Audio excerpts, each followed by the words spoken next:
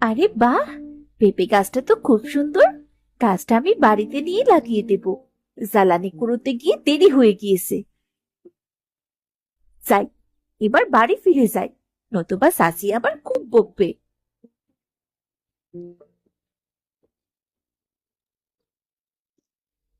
মহারানীর কি এখন আসার সময় হলো?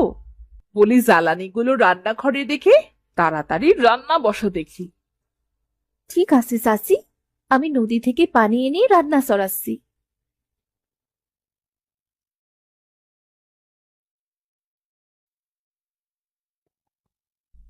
চাচা চাচি তো এখন বাড়িতে নেই।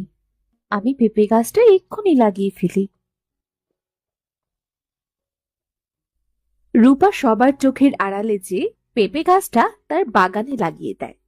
ঠিক সে সময় রূপার চাচা রূপাকে ডাকতে শুরু করে।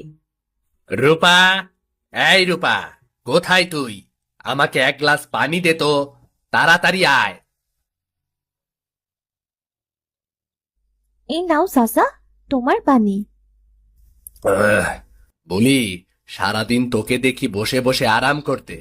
কখনো যদি একটু কাজের কথা বলি, তবে তুই 10 ঘন্টা লাগিয়ে দিবি। তোর কাজ কি একটুও ভালো লাগে না?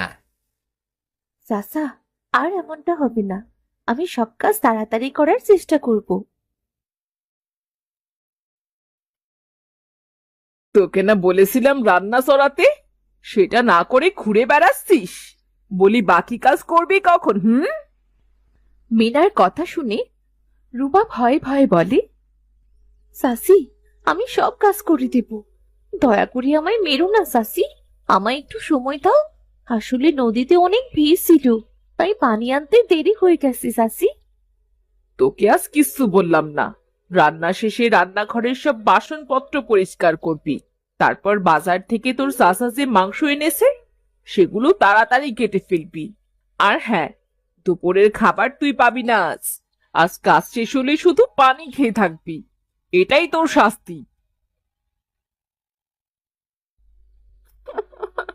হে বিধাতা, কেন এমন শাস্তি দিচ্ছ আমাকে?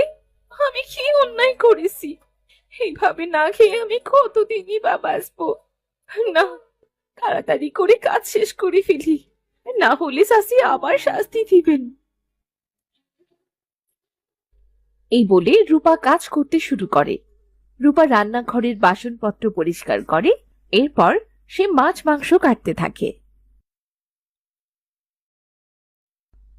আরে এই মেয়ে, তুই সারাদিন লাগাচ্ছিস কাজ করতে। ওদিকে খামারে হাঁস মুরগির পানি,